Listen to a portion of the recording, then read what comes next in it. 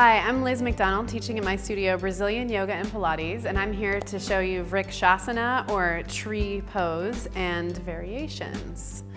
Because like every body is different, I think every tree is different. So we're gonna spice this up a little bit and have some fun with it, but we're gonna start from that classical base. So a great preparation for tree pose is actually plies. I like to take the feet apart in kind of a second position, a close second position. Inhale the spine straight and exhale down.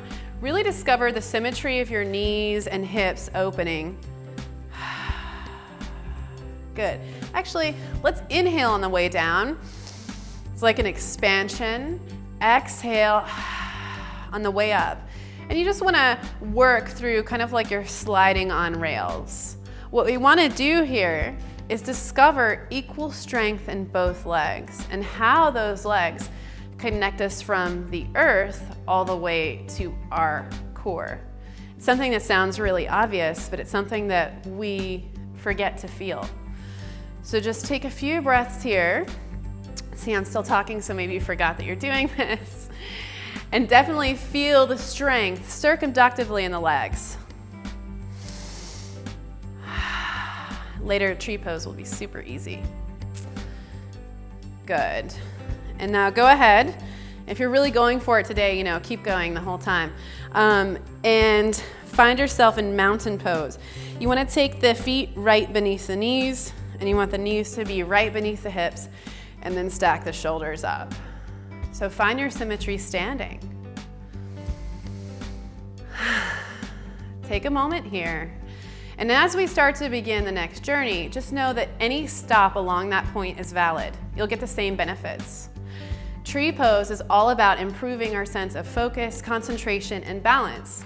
So even if we're standing symmetrically, we're already doing the work just by holding ourselves up against gravity.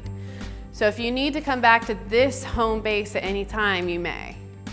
For now, we're going to try tree by shifting our weight into our left foot and then slowly picking up our right leg.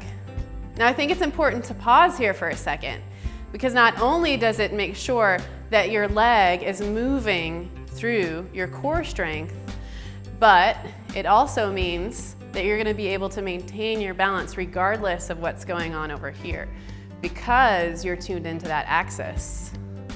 Now in terms of where to rest the foot, you can have a low tree or you can have a high tree. The only tree not to have is one that would rest the foot on the knee, because the knee joint is a little bit more delicate.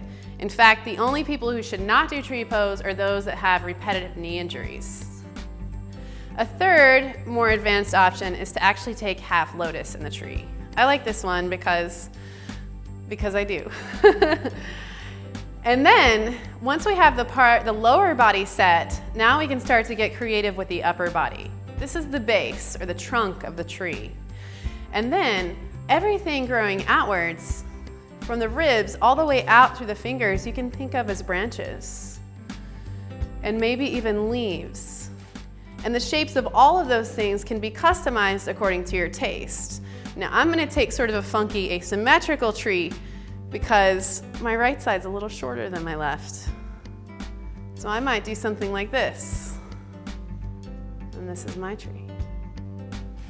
The main thing is just to keep your eyes focused on something in front of you.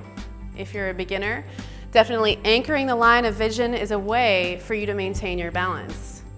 If you're more advanced, it's not so important. Whenever you're ready, change sides. You may need to shake out the feet a little bit. Now, the reason why it takes time to develop a balance that's inside ourselves is because we're trained to anchor ourselves on things outside of ourselves. So tree is a great way to start making your axis you. It's like coming into your core. Let's slowly shift our weight into the right foot. And now pick up the left leg. Dangle it a little bit if you can. Yay, it's attached. Okay. Inhale, take a breath to prepare. And I always set up this pose. I tell people, listen, you gotta really feel your way through it at every stage. Make sure that you're comfortable at one spot before you move on to the next one. Feel it out. So you may want to stop here. This is the classical tree pose. You may want to inhale and take it up. Ooh, and if you wobble, that's fine, you're learning. Inhale up.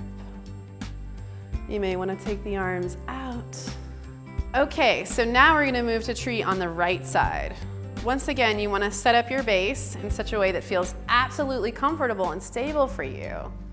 That way you're free to play with the possibilities on top.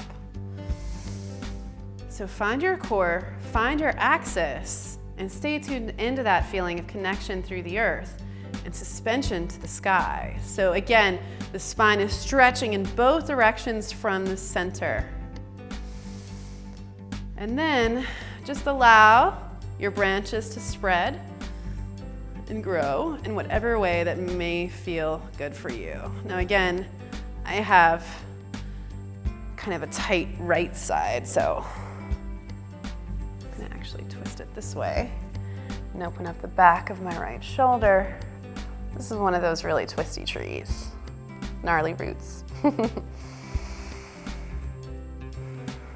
Whatever your tree, whatever shape your tree is, try to embody the spirit of the tree, feeling the pose affect you from your core outwards in concentric circles, a ripple effect relaxing from the spinal tissue all the way out through the skin and even beyond.